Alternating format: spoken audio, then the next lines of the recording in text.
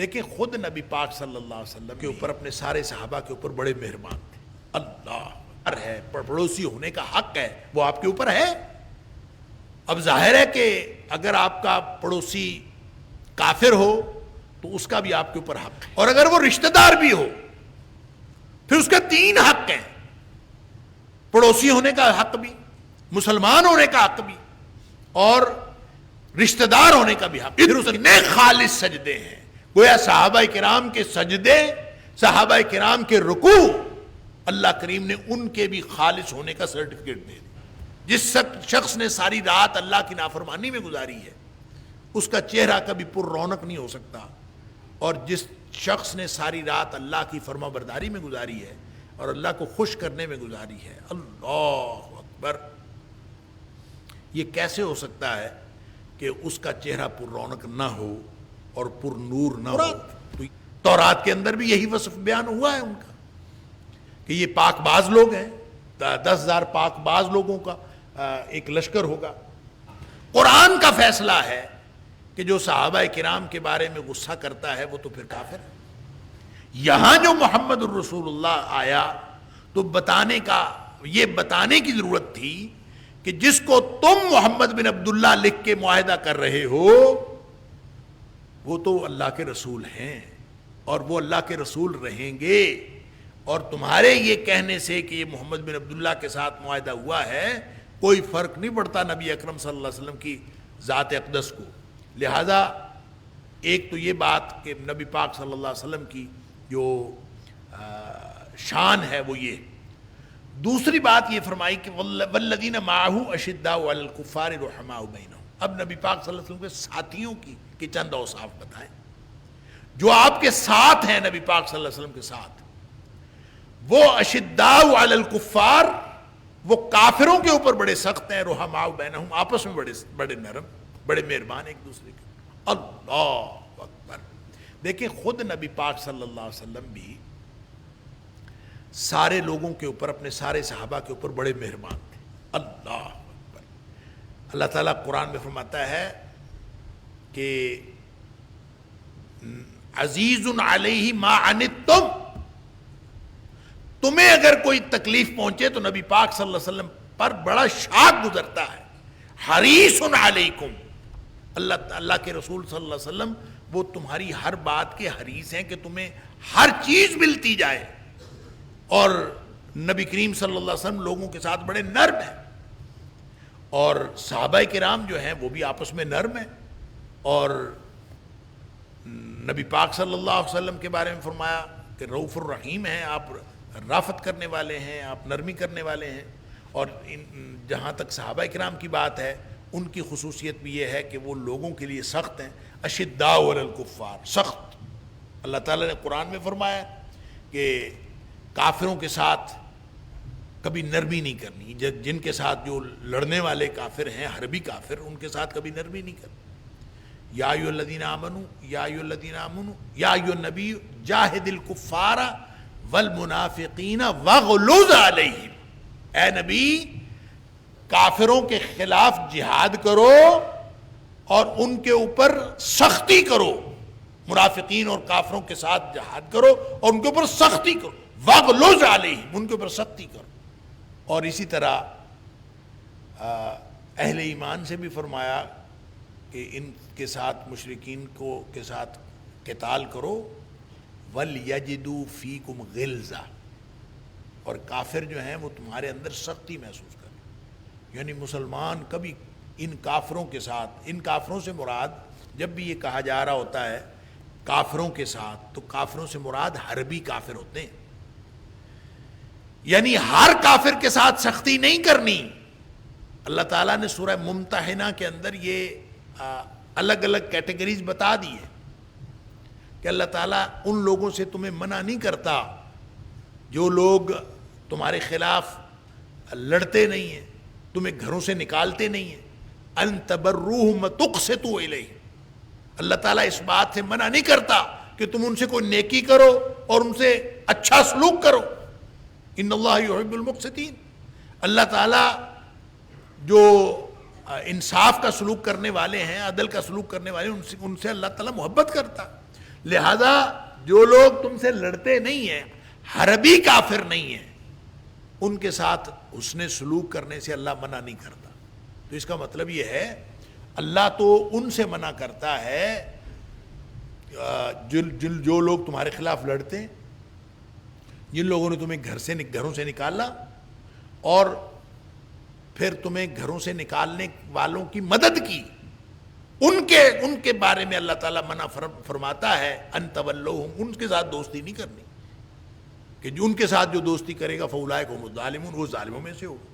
لہٰذا یہ جو سختی ہے کہ کافر تمہارے اندر سختی محسوس کریں، اور اشداء علی الکفار، ایسا نہیں ہے کہ آپ ایک کسی ایسے معاشرے میں رہ رہے ہوں جہاں کافر بھی رہتے ہیں اور مسلمان بھی رہتے ہیں، تو آپ کے پڑوس میں کوئی کافر رہتا ہو تو آپ اس کے ساتھ بس سختی کا رویہ رکھیں، جی قرآن نے کہا ہے اشداء علی الکفار، کافروں کے ساتھ زیادہ سخت، یا قرآن نے کہا ہے وَلْيَجِدُ فِيكُمْ غِلْظَةً، یہ تمہارے اندر جو ہے سختی محسوس کرے تو ان کے ساتھ سخت رویہ رکھ، نہیں، یہ نہیں ہے۔ اس سے مراد دیکھیں، ہم تو یہاں پاکستان کے اندر رہتے ہیں تو یہ تو زیادہ تر مسلم معاشرہ ہے، تو جو دین جس معاشرے کے اندر آیا تھا، مدینے کا معاشرہ، وہ ملٹی کلچرل معاشرہ تھا،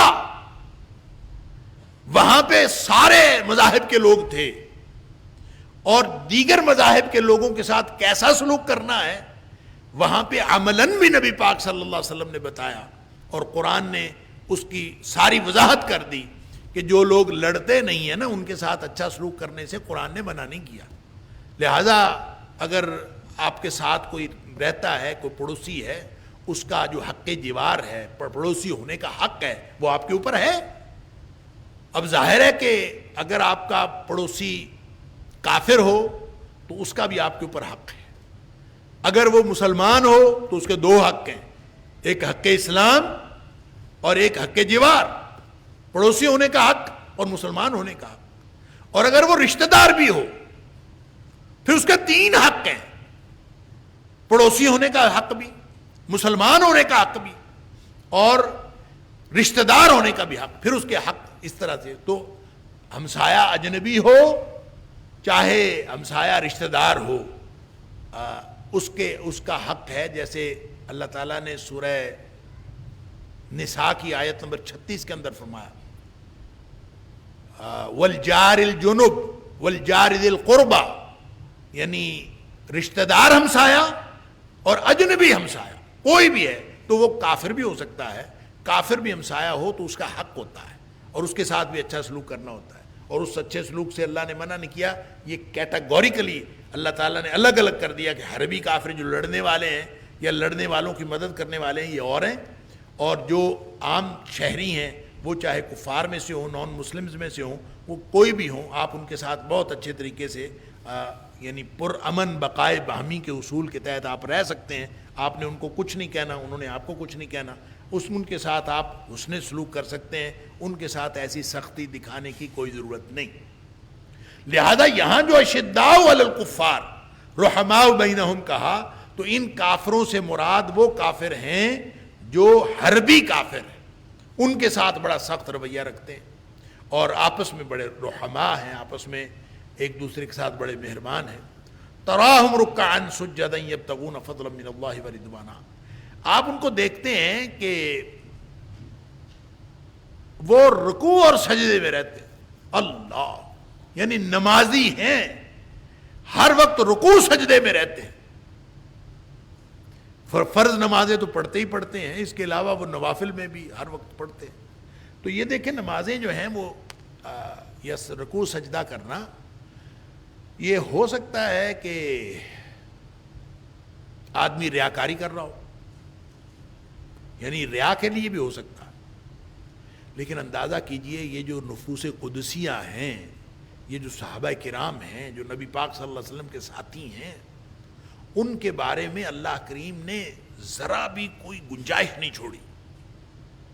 یہاں پہ صرف یہ اللہ تعالیٰ یہ فرما دیتا کہ وہ تراہم رکعا سجدا، کہ آپ ان کو دیکھتے ہیں کہ وہ رکوع سجدے کرتے ہیں، بس اتنی بات فرما دیتے، تو باتیں کرنے والوں کو اور صحابہ کے دشمنوں کو یہاں سے کئی نکتے مل جانے تھے کہ سجدے تو کرتے ہیں لیکن وہ پتہ نہیں کیسے سجدے کرتے ہیں. اللہ تعالیٰ نے سرٹیفکیٹ دے دیا کہ وہ سجدے پتہ کیسے کرتے ہیں.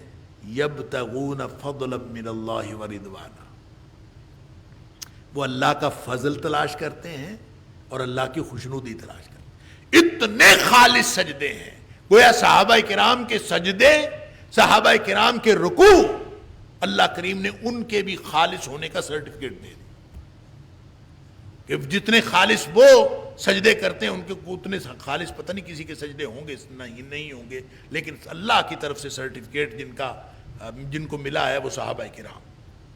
سیماہم فی وجوہہم من اثر السجود، ان کے چہروں کے اندر ان کے نشان ہیں، ان کے سجدوں کے اثر کی وجہ سے. سجدوں کا اثر ان کے چہروں سے نظر آتا ہے، چہروں کے اندر نشان. چہروں کے اندر نشان کا ایک تو مطلب یہ ہوتا ہے، ہم عام طور پر سمجھتے ہیں یہ جو یہاں پہ گٹھا سا پڑ جاتا ہے نا سجدے کر کے یہاں، تو ہم کہتے ہیں یہ ہے سجدہ. سجد سیماہم فی وجوہہم من اثر السجود. تو یہ گٹھے اگر پڑے ہوئے ہیں تو یہ تو بڑی بات ہے. محراب ہم کہتے ہیں محراب پڑ گیا. حالانکہ یہ جو یہاں پہ جو بھی گٹھا پڑتا ہے اس کی وجہ میڈیکل وجہ ہے، اللہ اعلم. تو جس کے نہیں پڑا ہوا، اگر یہ محراب جو ہے یہی علامت ہے اثر سجود کی، تو پھر آپ دیکھتے ہیں بہت سارے لوگوں کے جو ہے وہ یہ محراب نہیں پڑا ہوتا. تو جس کے محراب نہیں پڑا ہوتا پھر اس کے سجدے تو ضائع ہو گئے.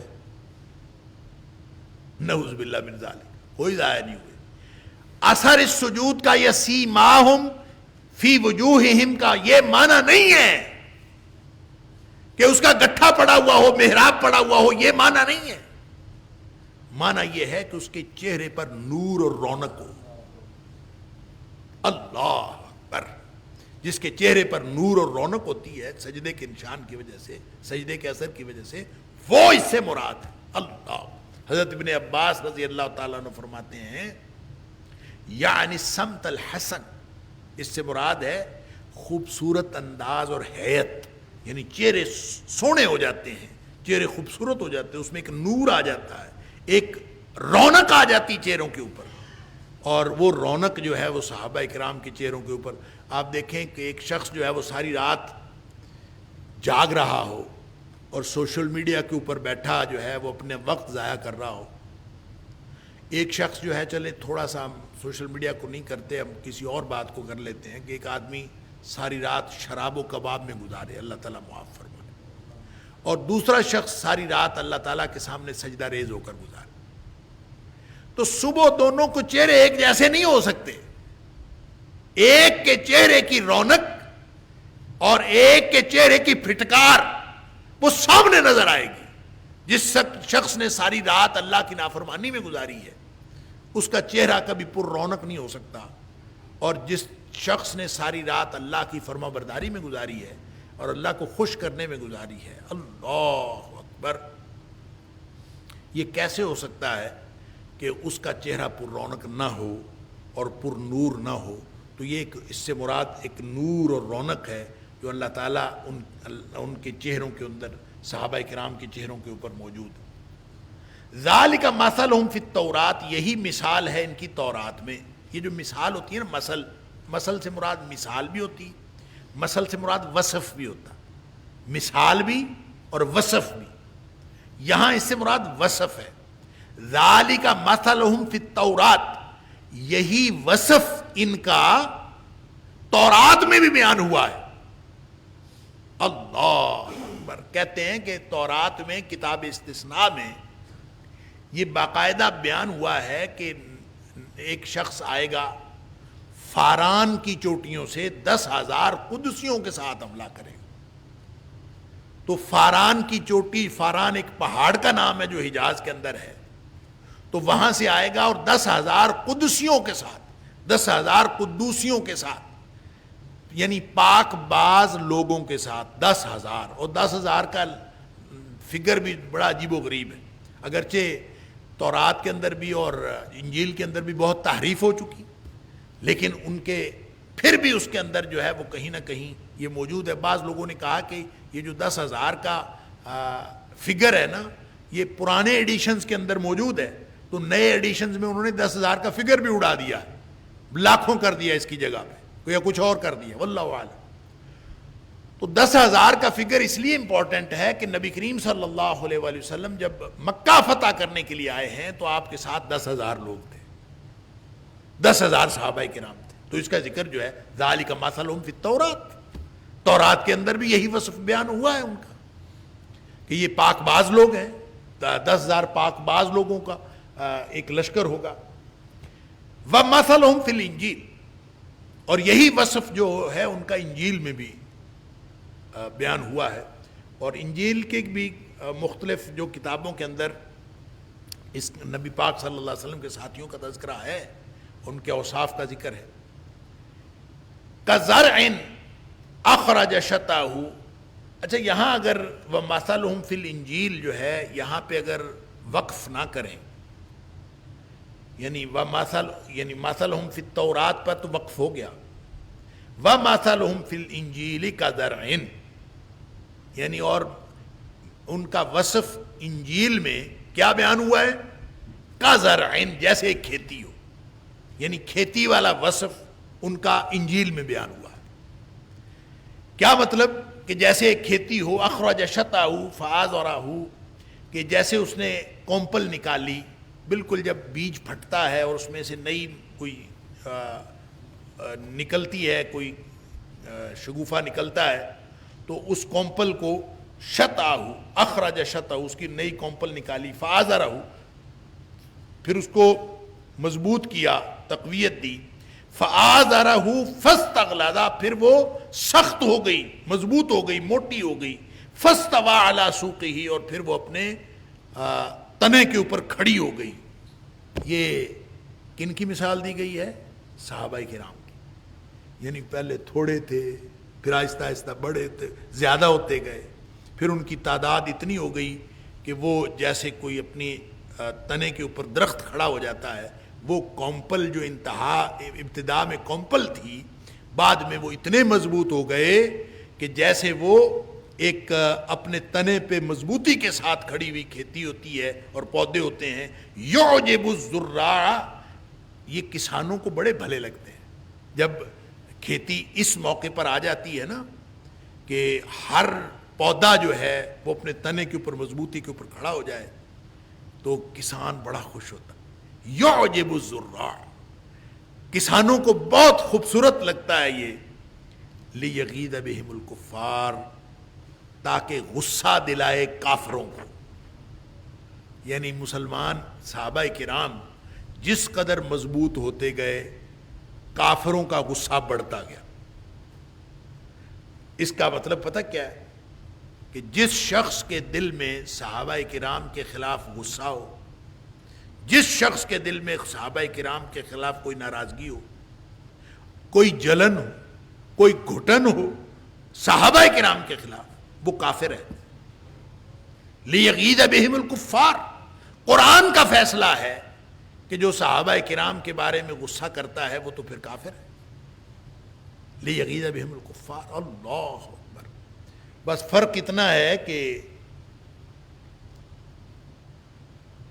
ان کو ہم اس طرح سے کافر کہہ نہیں سکتے کہ یہ کافر ہو گیا، یہ اسلام سے باہر خارج ہو گیا، لیکن ہے حالت اس کی یہی ہے کہ جس کے دل میں صحابہ کرام کا ادب نہیں ہے، صحابہ کرام کے خلاف غصہ ہے، ناراضگی ہے، جلن ہے کسی بھی طرح کی، وہ کیسے مسلمان ہو سکتا ہے؟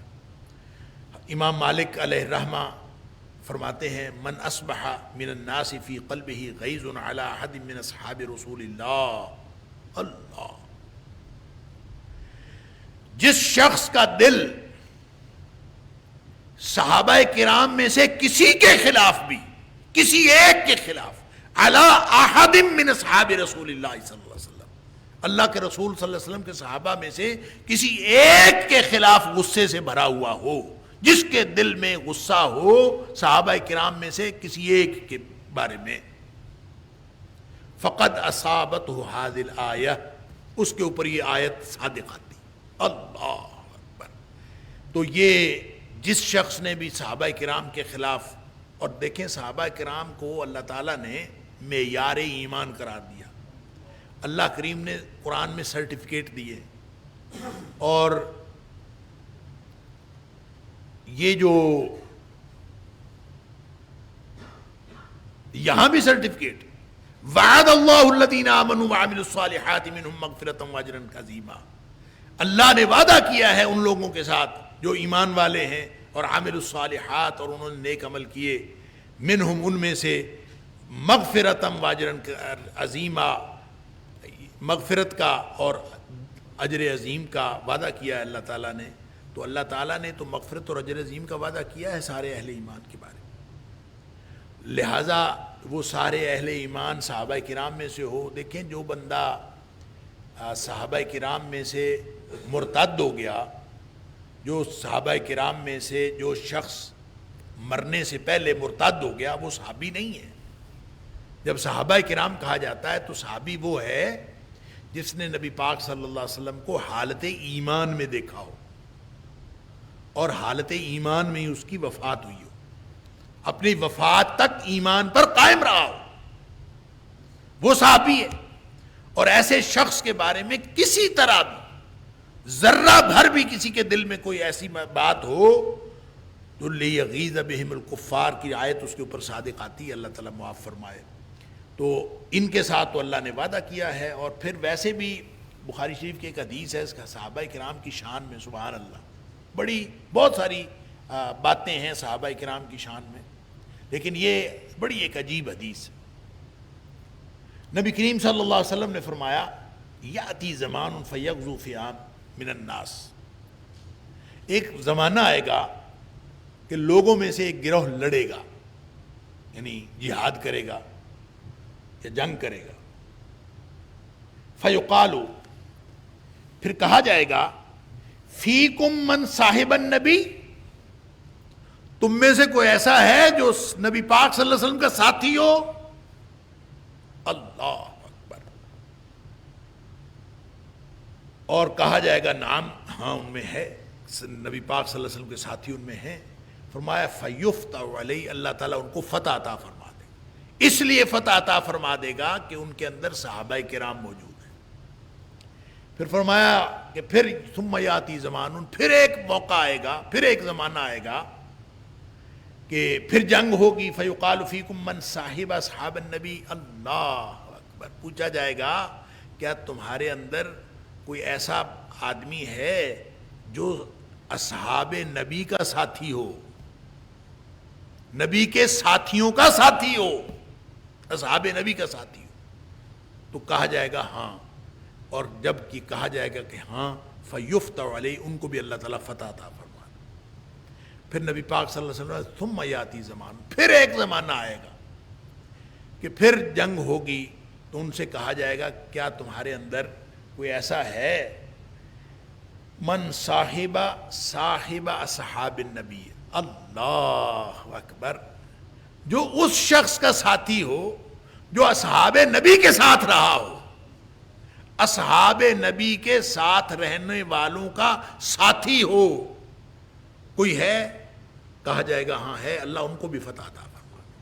گویا نبی کریم صلی اللہ علیہ وسلم کے ساتھ کی برکت اتنی ہے، اور نبی پاک صلی اللہ علیہ وسلم کے ساتھی ہونے کا اتنا بڑا اعزاز ہے کہ جو ہوگا ان کے ساتھ ہوگا تو اللہ تعالیٰ ان کو فتح عطا فرما دے گا.